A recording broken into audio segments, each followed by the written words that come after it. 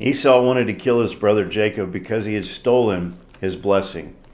And he threatens to kill him, so Isaac and Rebekah decide the best thing to do is get Jacob out of the country for a while. So they decide to send him to her brother's place up in Syria. And so Jacob packs his things, which aren't much, and he takes off. And there he spends the night after he leaves home. And in the night he has a dream. And he sees a ladder set up on the earth, and the top of it reached to heaven.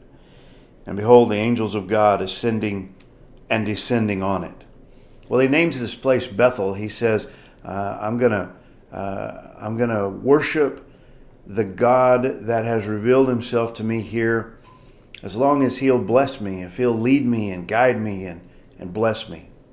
And so it's a little bit selfish, it seems like, what Jacob has to say about that, but nonetheless, he does have this experience with God. So he goes on to Laban. He's there for 20 years. During that period of time, he serves Laban, and he winds up getting married. He marries 4 wives while he's there, and he has a whole passel of children. And his flocks and his herds, they increase greatly. And so after 20 years, God says, all right, it's time to go home. Time to go back to your own land. And so Jacob packs up everything and away he goes. And he goes back down. Once again, before he enters into the land there at the Jabbok River, he has another incredible experience as he wrestles with the angel of God all night long. And he wants a blessing from God. And there his name is changed. And forever from that point in time on, he's going to be called Israel. And so he crosses over Jordan, comes into the land of Canaan, and he establishes his home base, sets up his camp, which now is huge. He left with basically nothing but his staff in his hand, but now he's come back with wives and with children and with massive herds and flocks.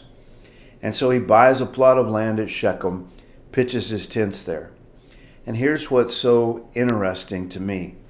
Genesis 33:20, he erected there an altar and called it El Elohi Israel, God, the God of Israel. You know, when he left the land, he was saying, if you'll bless me, I will worship you as God. When he returns into the land, he is saying, you are my God, the God of Israel. And I think this just shows the progression in Jacob's life of encountering the one true God and growing in this relationship with God from a place of having some questions to a place of being a full-blown worshiper of God.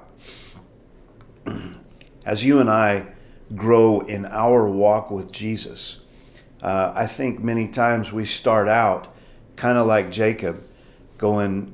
I love Jesus. I think I want to know him more. And the longer we walk with him, the more we grow in that relationship, the more it becomes the most important thing in our lives. And we grow in our worship of our God.